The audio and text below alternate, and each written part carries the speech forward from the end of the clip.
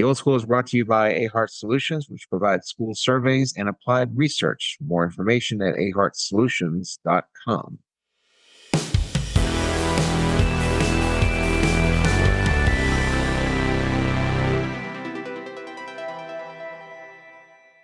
Good morning and welcome to the Old School podcast about the American education system. But we have been known to dabble into many different topics. But today we stick with our bailiwick. We stick with the tried and true, the comfort, the knowledgeable aspects of our jobs. We stick with education. And with that is my good friend, Dr. Stephen Bourgeois. Good morning, sir. Herr Miller, good morning. It's funny to say good morning when we were just talking about um, 25 seconds ago, but good morning to you. And you mentioned knowledge and education, and I think it's a good opportunity to have a guest because we've shown ourselves to know some things and to speculate wildly on others. So maybe bring somebody in who can keep us in our lane a little bit. What do you think? Keep us in our lane. And I do have a moral question that we need to start out with. Oh, And maybe this guy who is very capable of keeping us in our lane, maybe he can provide some guidance. okay. Well, do the question and introduce our good friend, and we'll go from there. Well, first of all, our good friend is Dr. Alex Fingers, a multiple appearing guest. Like I said, we need to work out like a gold jacket or something like that for the multiple appeared guest on the podcast. You can call him our returning champion. Returning champion. Yeah, the guest emeritus. Is that the fancy way of saying it? Sure. Welcome, Alex. Good to see you. And thanks for Good to be with you guys this morning. Welcome. Thank you for the welcome. So when you are so the Premier League has offered a contest to see, you get two business class tickets to England, you get four nights in a hotel, you get £1,000 spending money, and you get two tickets VIP section to a last game of the season of any team. I assume that you wish. And the question is that the if the thing says that you can only apply once, are you morally deficient if you try to find a way to apply a second or third time? Is it all's fair in love and war sort of thing? Or do we just need to go ahead and just leave it all to chance and take our beating if we lose? I'll let Dr. Fingers take that. I would just kind of make fun of soccer to begin with, and we would so let's go. And by the way, Alex, this is under the backdrop of the fact that I was in London a couple weeks ago, and we had tickets to a Premier League game. We had spent an inordinate amount of money on those tickets, and those tickets ended up being fakes. So part of it is just the idea that, this is my chance to have a more guaranteed shot of getting into a stadium. So Yeah, well, I think the old adage goes, when in Rome.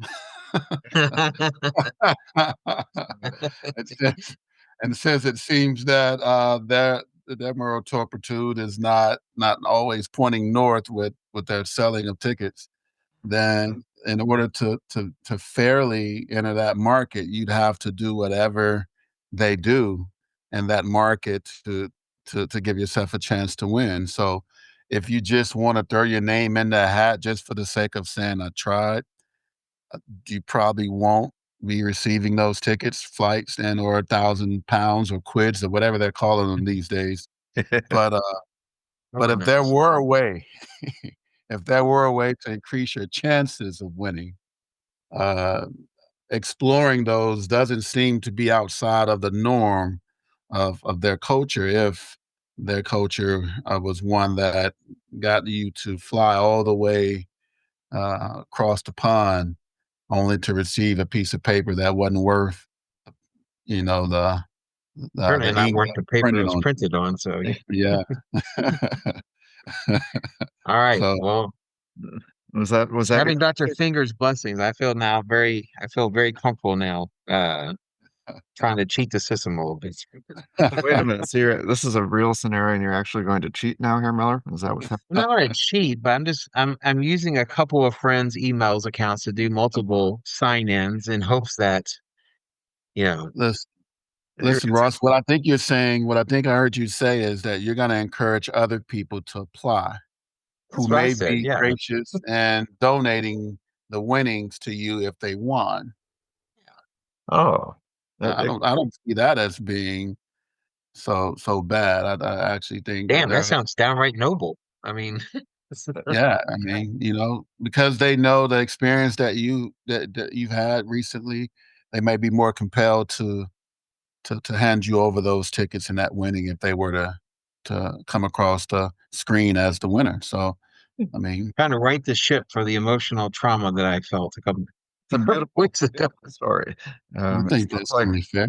yeah, it's like there's a GoFundMe project where just and you have sympathy, play the sympathy card.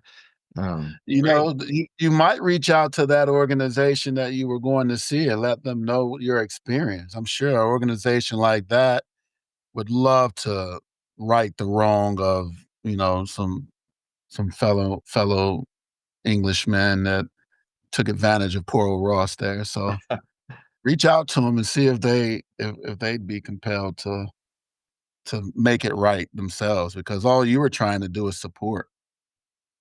Maybe they'll be willing to lend a helping hand to a poor um, colonial sucker who got bought in by things. So Well, yeah, you didn't get suckered by the Brits. You got suckered by Ticketmaster, right?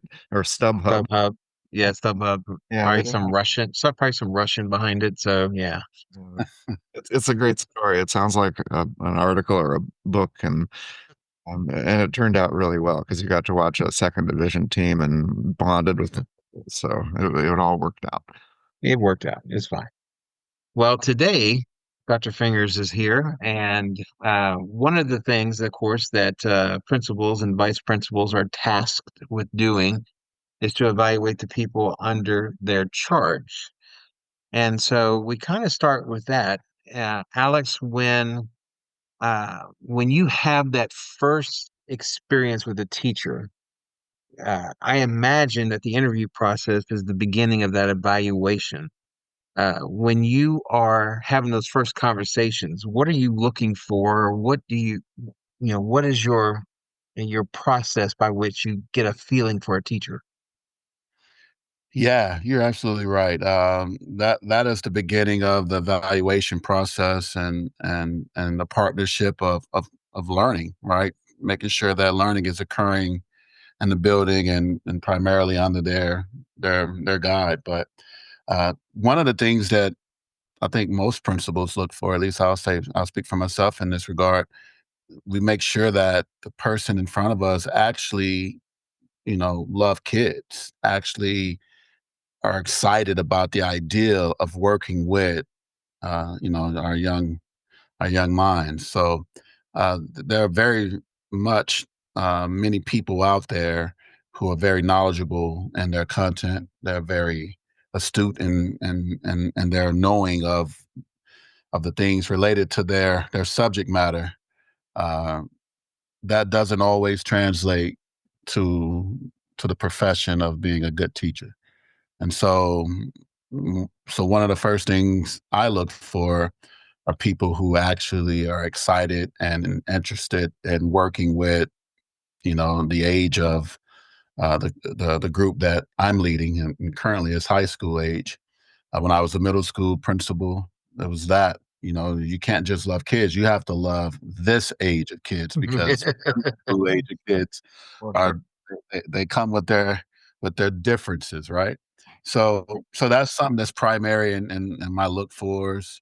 Um, you get that in some of their responses, how they light up about stories that they tell and experiences that they had or reflections of those experiences when they were in those positions. So those are things that you start with, of course, was the rubber meets the road on what their abilities are with the content that they're going to be responsible for, and how they go about teaching it when students don't get it. Anyone can teach it if everyone gets it right the first time. Is what's going to determine your value of a teacher is when they don't get it right the first time, when they struggle. What are your plans for intervening in the struggle? How do you isolate the students that are struggling in certain areas and get them up to speed in those areas while also keeping the others moving forward? And then that's Are a you that's a hard game. That sounds Mhm. easier than what it is. When you're talking about differentiation and understanding how to pull groups based off of learning struggles. But it's what good teachers do. You're speaking about you personally. I'm curious as to how instinctual your assessment is. How nuanced is it? Because Steve and I have talked about in the past. I have a gut instinct that I trust. And when I meet somebody, that gut instinct either tells me that this is a good person or it's not a good person.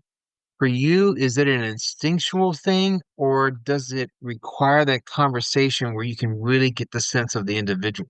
For you personally. A little bit of both. I mean, Yeah. you can't ignore your instincts, right?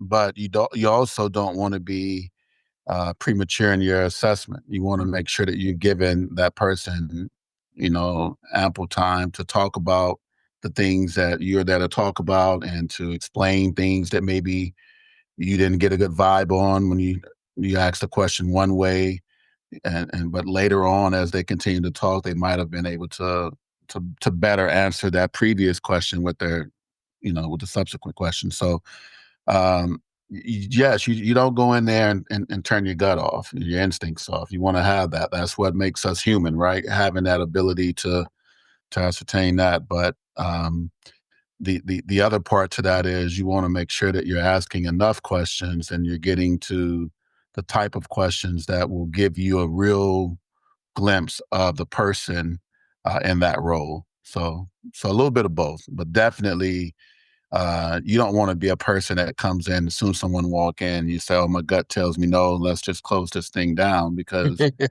the pendulum would have swung too far, right, with the instinct thing. But you don't want to ignore your instincts either if you're seeing things that could be problematic or red flags. And in the case you see those things or start to feel those things, then that's when the questions need to reflect uh, ways that they could better explain those things that you have hesitancy on.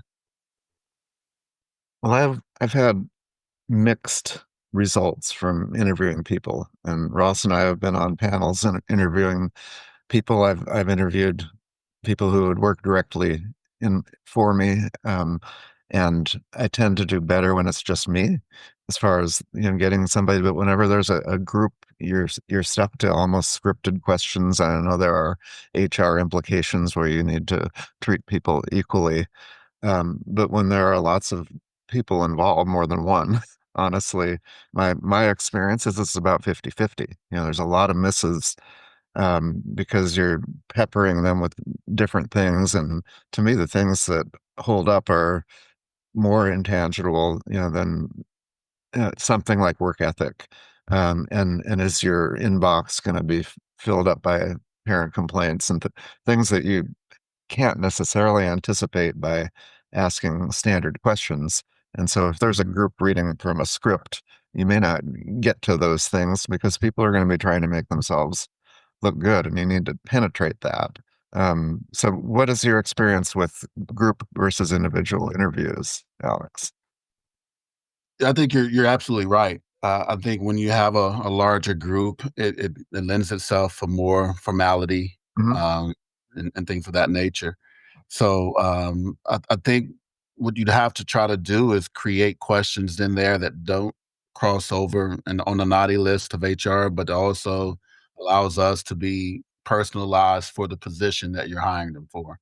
Mhm. And and then some of the things that you mentioned, like inboxes filled with complaints, have questions in there that allude to that get their take on how they handle parent complaints.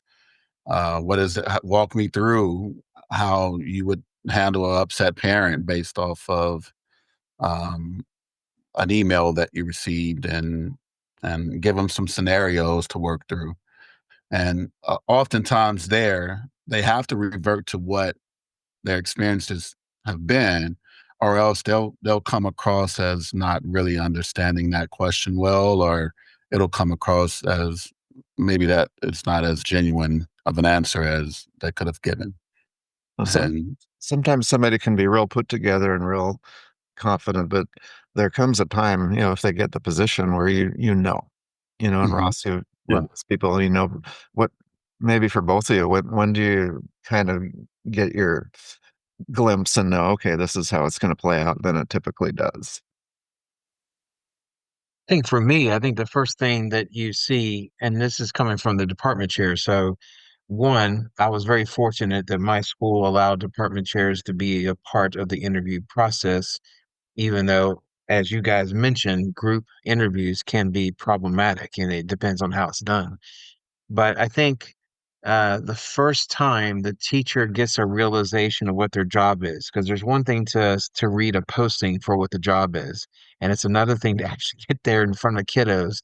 I think how they respond is a part of the very first kind of thread of evidence as to whether you've made a good hire or not. And again, as Alex said, it's part of a to overuse the metaphor. It's part of an overused, you know, tapestry of evidence, but you have to kind of put all these things together. You can't just take one individual incident and make a case for it, but it's your first clue about which way it might go. You're absolutely right, Ross. And to further that thought, it's continuum, right? It's not something that's gonna they're Mhm. gonna it's not gonna be like a jack in the box that pop out and say, "Gotcha. Yeah. I'm really good at any of those things." It's gonna be some Although gradual. sometimes that happens. So, Those are a little easier to deal with yeah. than the ones that are gradually showing you that they may not be the right fit for the job. But I think being in their classrooms a lot early, just one for the simple piece of support, making sure that they have the resources that they need, that they understand kind of the lay of the land, and that you're there as an encouraging, colleague.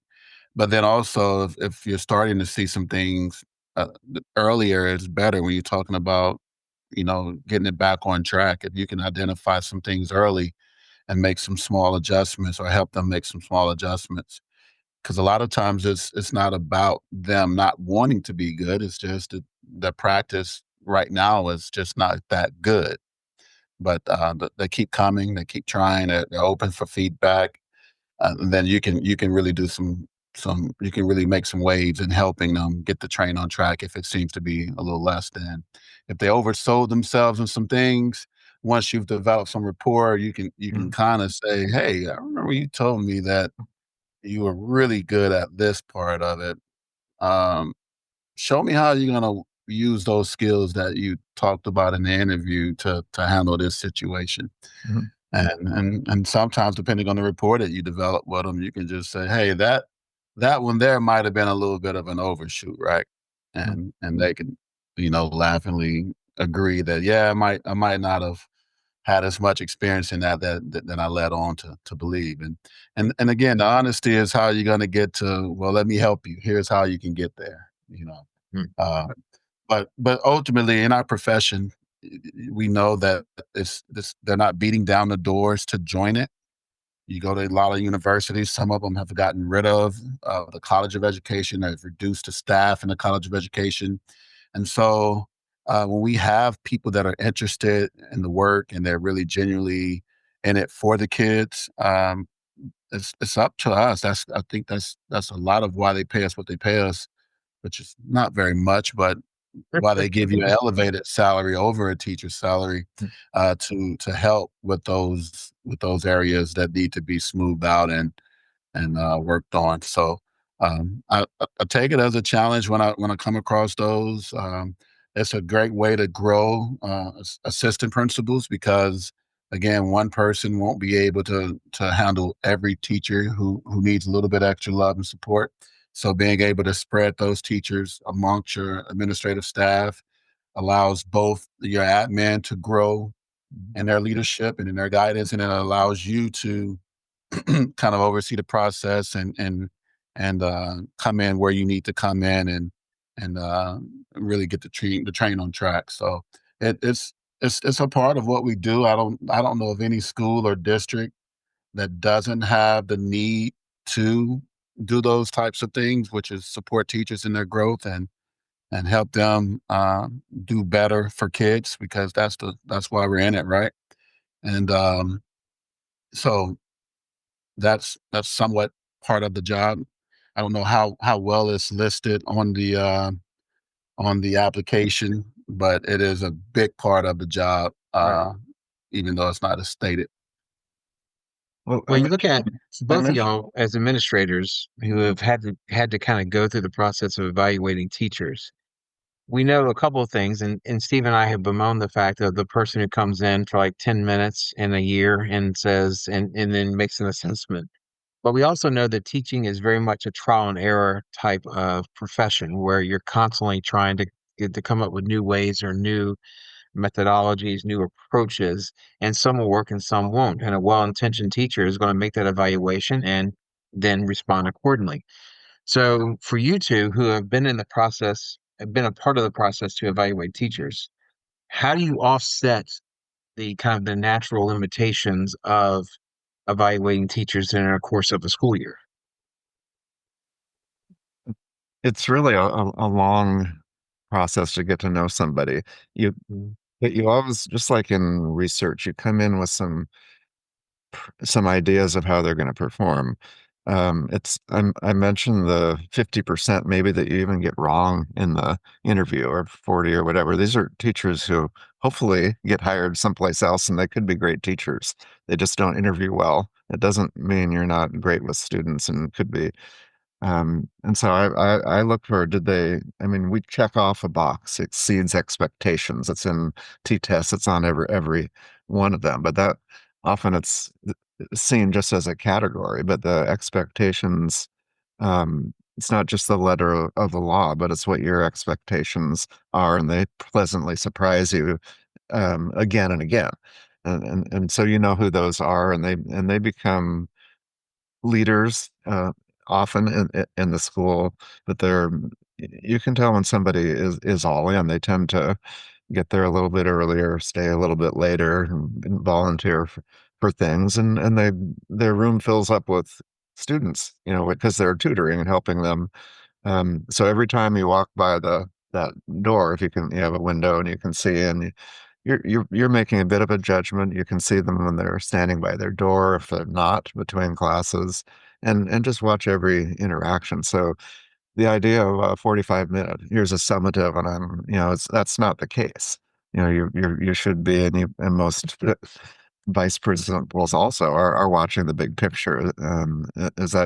Would you agree, Alex? Oh, absolutely. I think it's a collective, it's a continuum. It's not a one time, observation is going to define everything about that teacher. They're they're on a continuum just like the students are. There are going to be times when students are going to be faced with learning standards that they're not going to master right away. But as the year goes on and as those things are cycled in and to continually be monitored, then they're going to come to a point where hopefully they get there. And so it's a lot like gardening, I'm sure, growing crops. You have an ideal of when you want everything to be at its full peak, but we also know that there are a lot of other factors that go into it that don't always create it instantaneously. And in the society that we're in, where instant gratification is at a premium, this profession is just one that it doesn't work that way. And sometimes you're doing a lot of the tilling for the next season. And even though you would like to see some growth there, you're really setting the foundation for growth down the road. So I approach it all the times with grace with teachers, because we're one of the I don't know of any other profession whose shoulders 100% of the blame of sometimes a lack of parenting. For example, if you send your kid to the dentist and the dentist says, hey, you need to start brushing your teeth 3 times a day, you need to floss every day. I'm going to see you again in 3 months to see if this is making a difference on what I'm looking at, because the data that I'm looking at on your teeth isn't showing me the progress that I like to see, isn't up to par. When that student or kid goes home, if they don't do those things, you don't blame the dentist. You don't go back and blame the dentist for their work and trying to get the student, or the kid in this case, to improve. But in our profession, we do the exact same thing. We identify the issue, we work on ways to resolve it or to mitigate it. We give opportunities to demonstrate how to mitigate it. We're there to ask questions and answer questions, to support the progress of that student. But at the end of the year, or the grading period, or whatever we're using for our moment in time to identify data, they immediately look at the teachers who taught this kid. They don't once ask how many times did the parent read with the kid. They don't once ask, are they doing the things at home to get the sleep and the nutrition, et cetera, so that they're coming to school on a good foundation. All of those things are just thrown to the side, and all of the pressures are then given to the people who care the most about these kids succeeding, which are the people who dedicated their lives to education. And so a lot of that has to be taken into consideration when you have teachers who are busting their butts every day to make up for a lot of those factors that are outside of their control. Yet when the end of the 9 week semester year data comes out on sometimes on a snapshot 1 day exam, they are basically, all of the burden is laid at their feet and saying, hey, what happened? And again, we're the only profession that I know that has that level of responsibility, where where others would probably have some ways to point to other people's lack of whatever their support should have been as a contributing factor. We don't get any scaled score Right. based on these factors. It's either you either passed or you failed. So, with that in mind, understanding that teachers are under that level of stress every day, we got to find ways to show grace and understanding, while also showing ways that we can support their growth as educators. So there's the real balance in being a principal. Um, because you want to make sure the morale is high. And you can't have a high morale if all you're doing is criticizing everything that they've done, because beyond the teaching that they do for 8 hours a day, and even longer than that when you count the grading and thinking about planning, they also have families and things to attend to that sometimes some of their personal lives get off track with. Mhm. Um, and that has to be considered when you're talking about looking at the teacher holistically. So there's a lot of things that go into evaluating and appraising a teacher, and all of those things are undercurrents that have to be considered. Evaluating a teacher is maybe not as simple as maybe the public thinks. Just look at the performance of their students, and they're either good or they're not good, in or out. And most people don't know that the evaluation process for this year is happening right now. People are having summative assessments that if you started this after the star results, the test results are in, you wouldn't, nobody would get evaluated. And so the test scores are a lagging indicator. And so you really do have to make a lot of inferences, at an early point. And I like what you said about planting seeds for the following year. you're trying to determine is this somebody I want to have around next year to do this same process? Are they locked in? But I don't think there's a single profession like that, where there are so many factors, so many people who think they know better than that teacher. Ross has mentioned that before. Um, and maybe Alex, you can talk about the profession and the perceptions of teachers, because it's easy to simplify, and look at these international test scores and say, well, the United States is low. These teachers are doing their job. Right.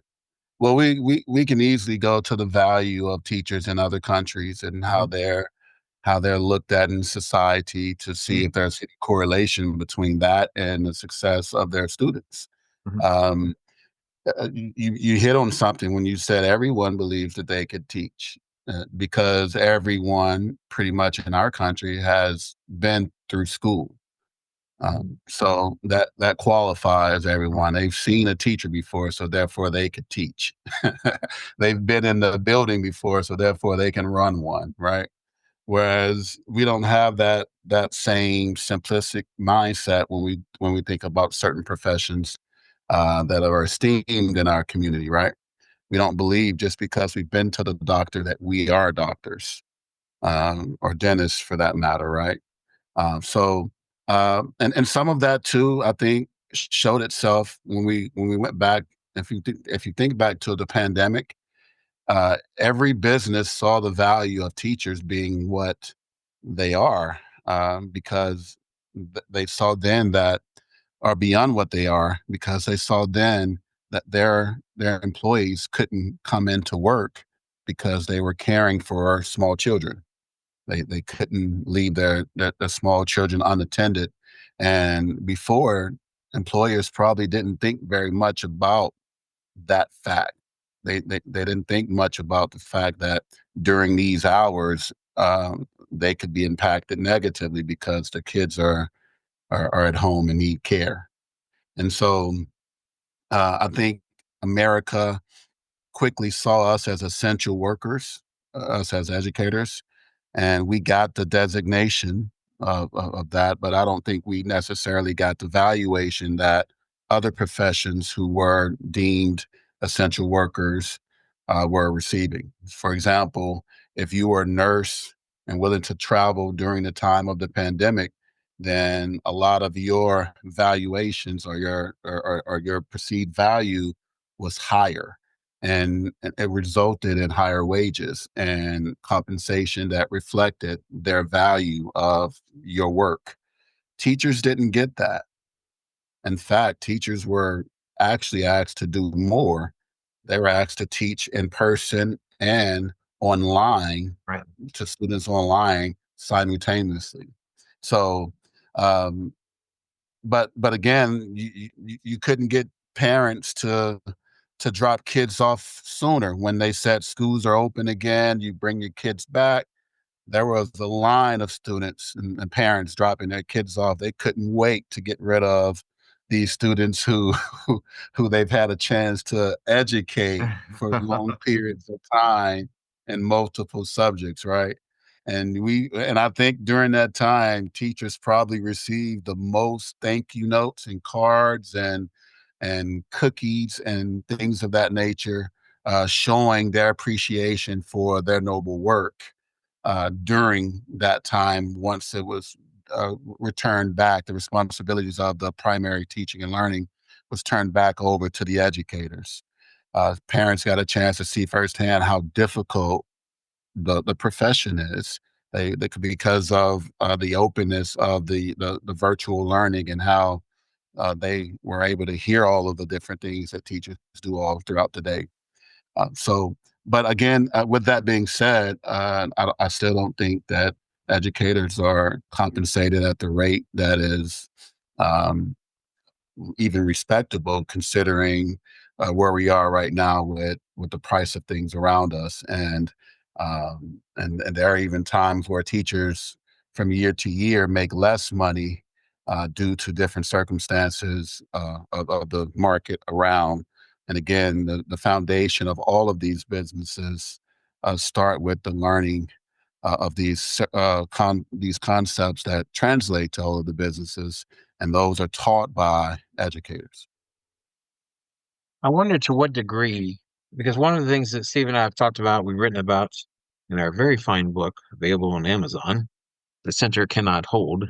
But we talked about the idea that what sometimes is lacking is a kind of a professionalization of the teaching and the craft of teaching.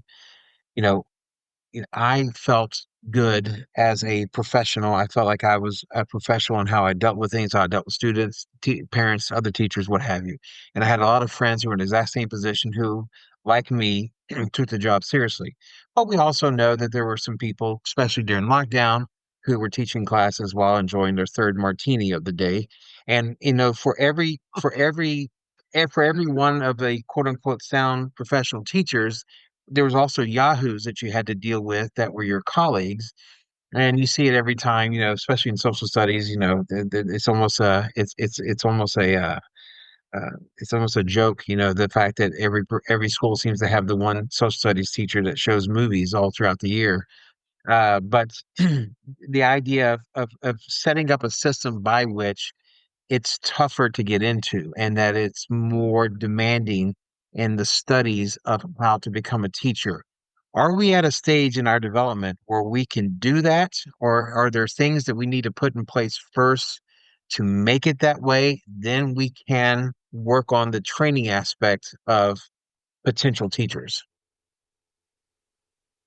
Man, I haven't thought of it from the standpoint of coming up with more rigorous requirements for the profession, because especially when you talk about this generation that's entering the workforce for the first time, they're very much um, they're very much interested in their balance, their work life balance, and that's why the working from home situation has blossomed, in my opinion, in other ways, because you have people who value that work life balance, and then even if it means that they get to take their kids to school every morning before they log in, just that little bit of time there is more valuable than having to make arrangements to do so because you have to be at the office by a certain time and the school doesn't open until a certain time, or et cetera. So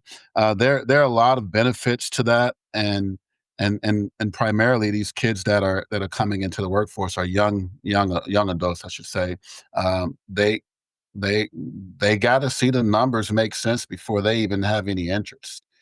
Mhm. The nobility of the profession doesn't move them as much as their bottom line, and if it makes sense for them in their work life balance and what they're able to do outside of work. And if what you're showing them now is that here's your entry point, and you can only expect to make $1,000 more for the rest of your life, um, each year, then that's not going to be attractive enough, and then to put more barriers to the profession could actually backfire, because what we're seeing now in a lot of universities is that the College of Education has shrunken to the point where the staff is hardly necessary. There are some universities where it won't even make sense to offer the College of Education, because the debt that you would accrue from obtaining that degree, you'll never be able to pay it off if you were only to remain in a teaching position at this current pay rate. So, yes, there needs to be some serious talks and discussions about the pay rate of teachers, and their value needs to be certainly higher than what it is. Um, but I don't know right now and I understand what you're saying. You're saying we got to make sure we weed out those that shouldn't be in the profession, so that those that are doing a great job in the profession are getting those bonuses that they should get. But it's not I just think it's the not just base that though. It's just the idea that, it's like the chicken and the egg, trying to figure out what comes first. Is setting the standards for the profession higher? Does that have to come first before you get the money and the harder kind of entry process going at the university level, or is it the other way around? But it seems like for you as an administrator, and please tell me how I'm wrong about this. It seems like it's always you're playing a game of catch up. You're trying to overcome the mistakes of training, or you're trying to overcome the mistakes of a bad previous work environment where the teacher was not given the chance or the spirit to grow. And so, because of that, you're always playing this kind of catch up game. Whereas, Steve and I have had the chance to see teachers in other places, in other countries, where it's just a different mindset. So it kind of makes you wonder what comes first. Is it the drive to make it better and then the education and the standards, or does it work the other way around? I don't think we could separate the two because we don't have the luxury of pausing while we create this system, right? Right, because we'll have people working in the system while we're developing the higher standards.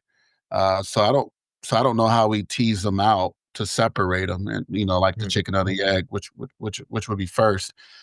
Maybe if they're done simultaneously, maybe we're up in the rigor of what we're requiring here, while also coming up with ways to train them better there. I don't know, but I don't know where that answer lies. They're gonna need some extra supports for sure outside of what a campus is able to give, because I talked a little bit about my role in working with teachers in different ways to grow them professionally. But man, that is 1/100th of what I do, throughout the school year. So, and so what I'm saying is you're going to need a targeted team, in my opinion, to come into those campuses and those districts whose sole job is to do the very thing that you're talking about, which is upping the the the the profession by creating better teachers with different things. But again, there's so many aspects to teaching. It's really hard to do a one size fit all. Certain campuses need certain things based on the culture of the campus, based on the demographics of the kids.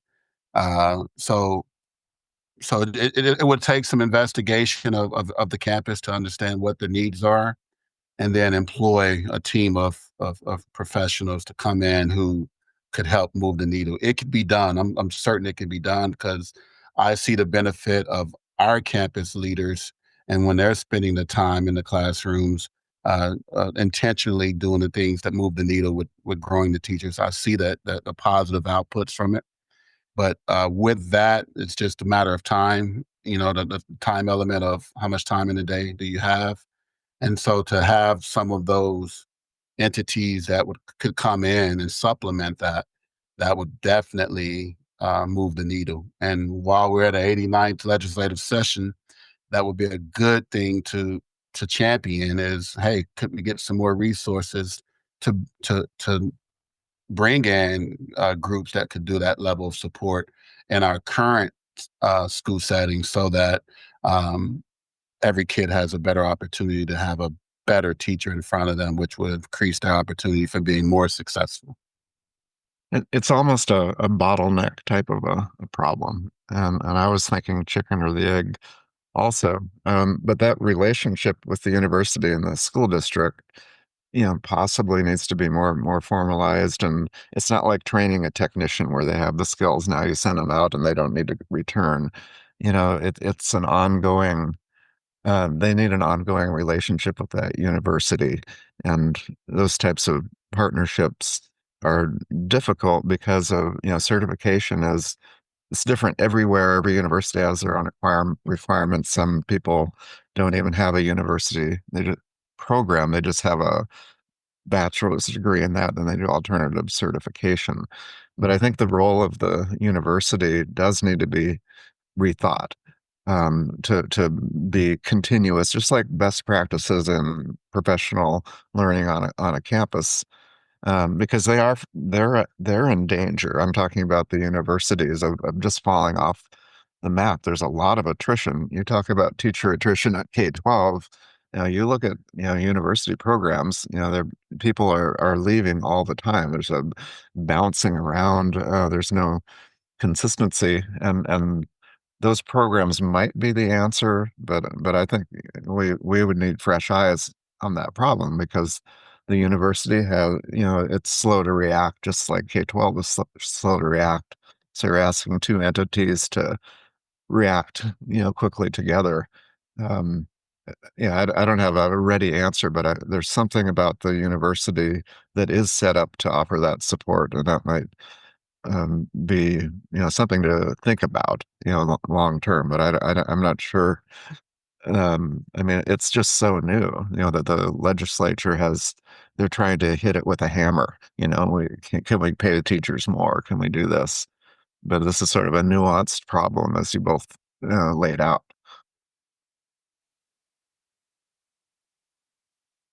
And I think, and everyone has that. It's a knee jerk thing that some people from the outside have. Hmm. That, well, if you just did this, or if you just did that. But Alex has very eloquently kind of spelled out just how um non-effective those kind of approaches are, simply because there's just so many levels to what it means to be a good teacher, to be an effective teacher, to be an effective administrator, an effective evaluator of teachers. That as soon as someone comes to you with an easy answer, you can almost disregard it out of hand just because it's it's not the way it's going to work. Oh yeah. I mean, there were a book that had all the answers to it with education. We'd all would have read it and we all be in a better place, right? The reality of it is there are no silver bullets. There it takes time. There were things that work better than others.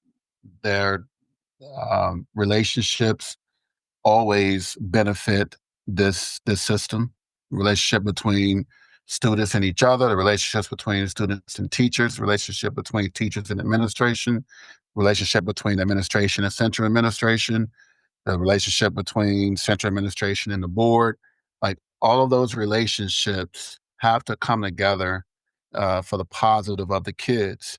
And when they are working well, you generally see well functioning schools within districts, within entities that have schools like charter systems. But when they're not working well, when they're not in congruence, then you start to see a breakdown, and the person that is punished the worst or who takes the brunt of it are the kids that need this to work for them because they don't get to pause their age while we figure it out. They're still matriculating through the grades, and pretty soon they'll be ready for the world that awaits them, and sometimes unprepared. So we owe it to them to make sure that we're doing all that we can to best prepare them because the world that we're preparing them for changes every day. With technology being what it is, which is a great thing, technology improves the lives of our society in a lot of ways. But also with that requires different skills, requires different knowledges that that we have to make sure that we're staying ahead of, so that our kids are going out into the world and going out into this competitive world with the ability to compete. So Ross, you and I don't talk that way. We stop with, making it work on the ground, and Alex is extending it to the student and the future. Um, yeah, I somehow, maybe I'm a pessimist, in this area. But I just got this vision that those students, I love what you said, Alex, that they're going to be moving through no matter what.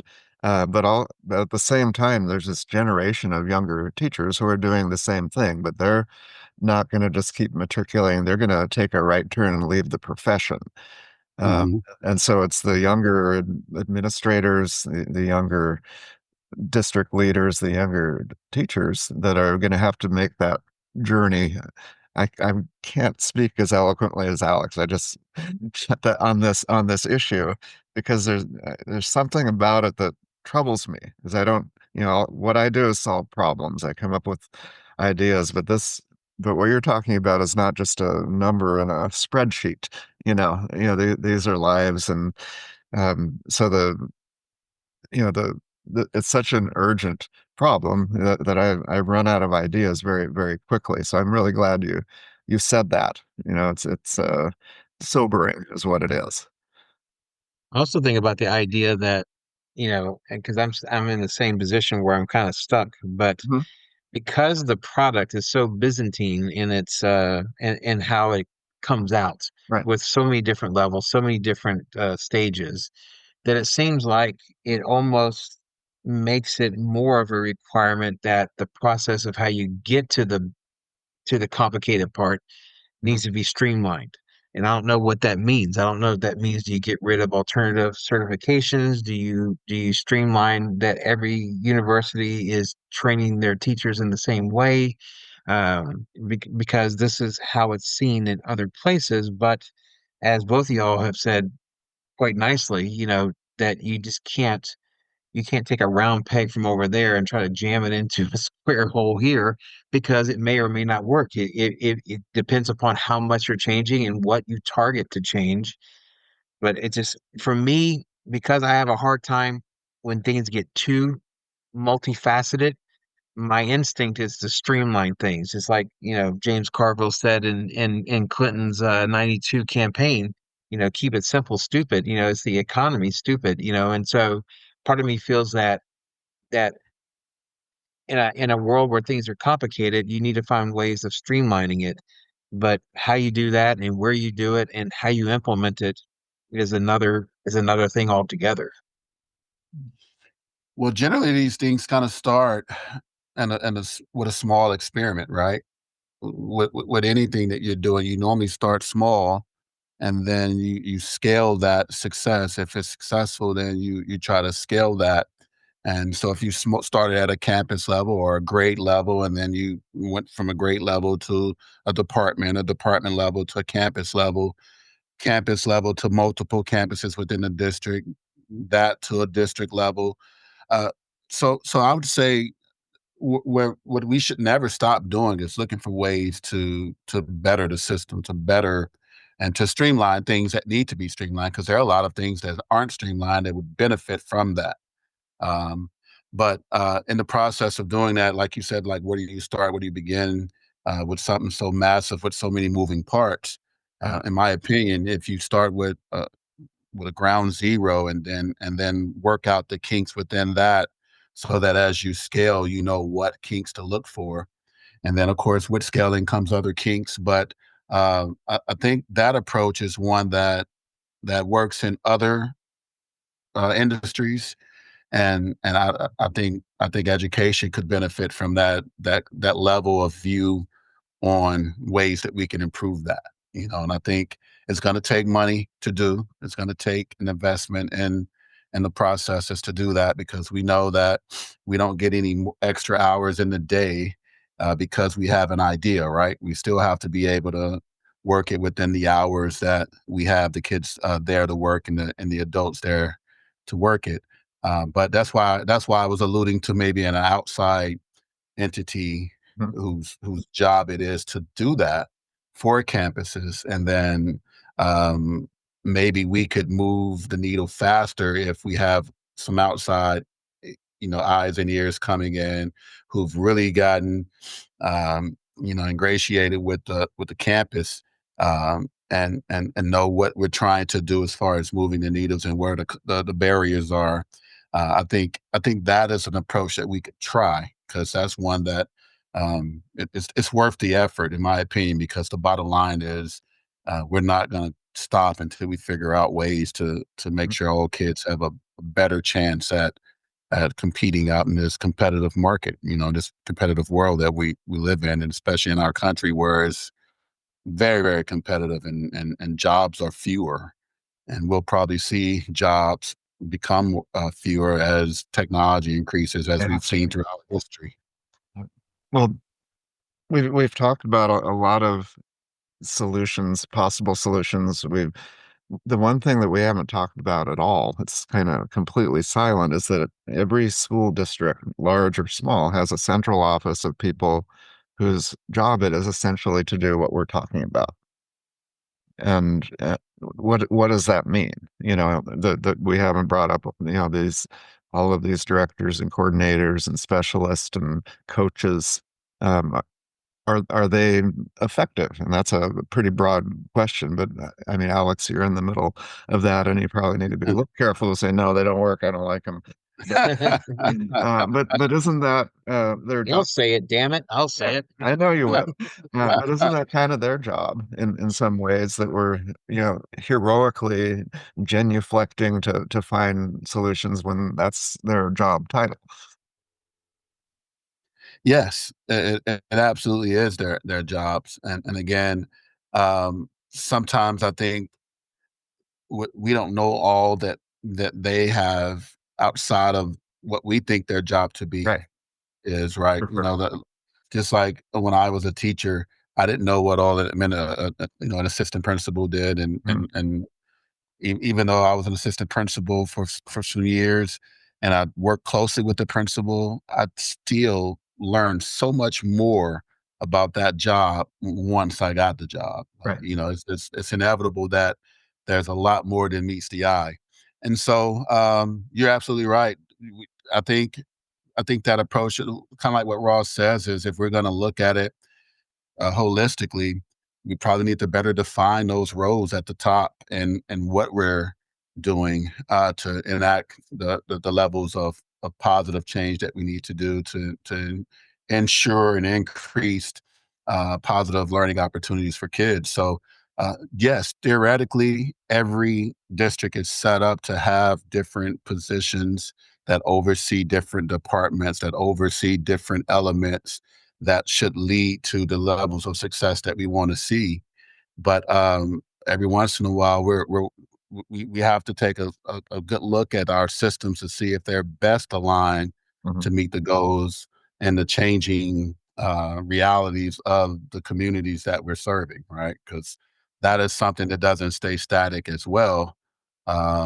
If you planned a lot for a certain team and then that team graduates, Yeah. now you got to reshuffle the board to make sure that you're getting the best out of this new team that you have, because the stuff that you had for the old team may not be as effective as before, and that requires a almost Bill Belichick approach where you have Mhm. to be willing to almost every week scrub the playbook and scrub the game plan and go with a whole nother game plan each week, in order to give yourself the best chance to be successful each year. Well, taking a heavier hand, um, one idea would be to look very carefully at the district positions, and it's about opportunity costs. How many of those people, which roles would be more effective overall going to a campus and being an instructional coach? Are they going to do more there? Because that seems to be what we're getting at, that there needs to be more people in the trenches, and less people, in the documentation field, and giving resources. And I'm not demeaning what they're doing at all, Mhm. but it needs to be weighed against what value they could add, at a campus working with teachers. Oh yeah, and you're starting to see districts do that more, where they Mhm. have campus-based positions that are and have a foot in central admin and a foot Mhm.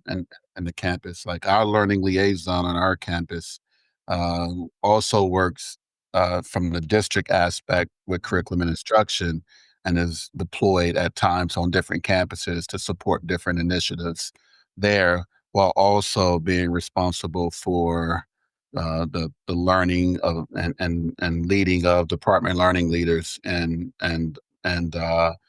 different PLTs who are STAR tested, and supporting them in their weekly analysis of data and planning, et Right. cetera. Um, so that job too becomes one that you're living in both worlds. Mhm. Uh, as a campus principal, you're middle management, so you're always living in both worlds. You're hearing information from the district level. Your job is to make sure that that information gets to the campus and it's digestible for the by the campus. And so you're always in some regards thinking about the initiatives that we have at the district level, in ways that and how it looks on at the campus level. For example, we have goals that are set out for 2028, Mhm. and I have goals that have markers for each year. So we have goals that we want to meet in 2025, so that we are on track to meet the goals of the district in 2028. Mhm. Well, it's one of the, whenever you're sitting there trying to stumble in the dark looking for some kind of answers to questions, it's good to have a Dr. Alex Fingers to turn to for these kind of We, conversations. we we solved Because, it just today. It took right? a little bit of time, but we got there. And let me tell you something, even though, to put it politely, his football fandom is questionable, what's not questionable, what is not questionable is the understanding he has from his position as principal. And your school's lucky to have you, and we were lucky to have you on the podcast once again. And I hope we can continue the conversation soon. That's for sure.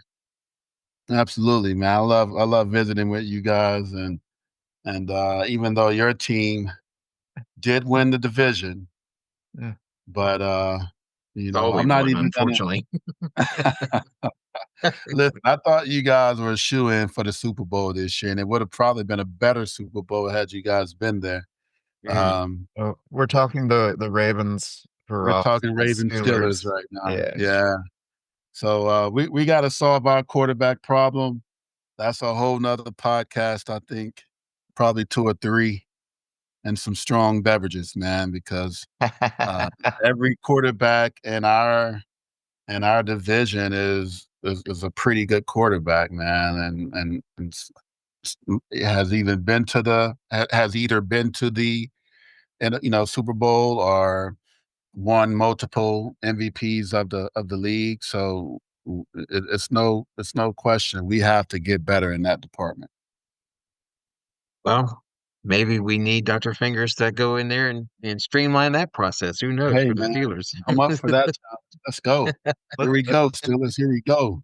I want to be in the ear of the head coach during the games, particularly when they're at the end making these big decisions. I just need to listen to me. I'm a consultant. I'm going to give them the right answer every time. That's the dream. Yeah. Well, the only people that don't need help at this stage are the Eagles, so I guess we're in good company, I guess. Oh, Oh, yeah. They do not need help at all, man. I can't recall a Super Bowl that lopsided that was decided like that, And wow. Well, thank you so much, Alex, for being on the podcast. For everyone listening, thank you so much. You've made it to the end. Thank you for listening.